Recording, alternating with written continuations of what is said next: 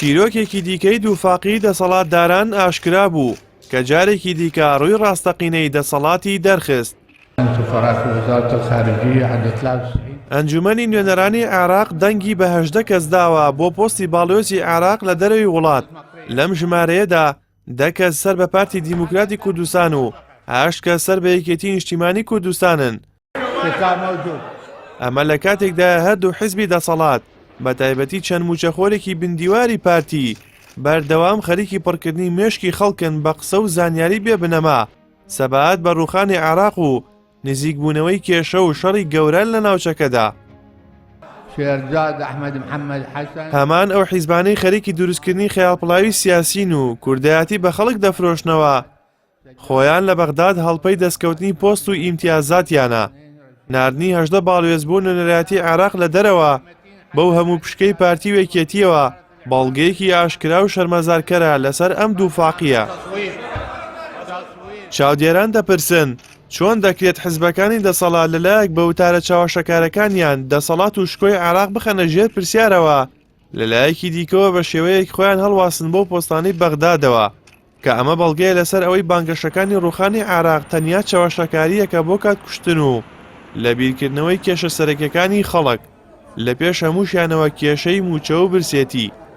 ئەمەش لە کاتێکدا موچە و بەرژەوەندی دەسەڵاتدارانی کورد لە بەغداد گەرەنتی کراوە و مانگانە بەبێ دواکەوتن موچە و ئیمتیازات دەچێتە سەر حسابەکانیان.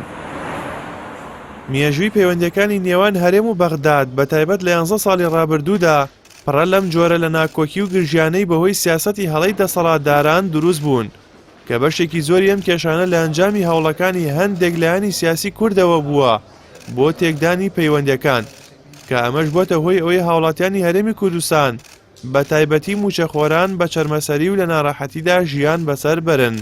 بە تاکید بەغدا خۆ پایتەختی ئێمەیە بۆ وەکو بەشێک لە بەغدا سەرۆکی هەرێم کە 2 ڕۆژ لەمەوە بەرڕای گەیاند بەغداد پایتەختی خۆمانە لەگەڵ ئەو سیاسەتەدا کە باڵێکی ناو پارتی بەردەوام خەریکی تێکدانی پەیوەندیەکانی نێوان هەرێم و عێراقا ئەم دژایەتە لە وتار و کردەوەدا دەیسەلمێنێت کە ئەوان تەنها لە پێناو بەرژەوەندیە تایبەتی و حیزبەکانی خۆیاندا کار دەکەن.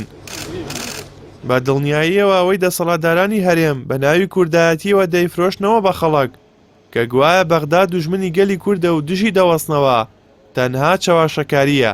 لە ڕاستیدا پارتی وێکێتی خۆیان هەڵداوەتە باوەشی عێراق و بەردەوام هەڵپەی پلە و پۆستیانە.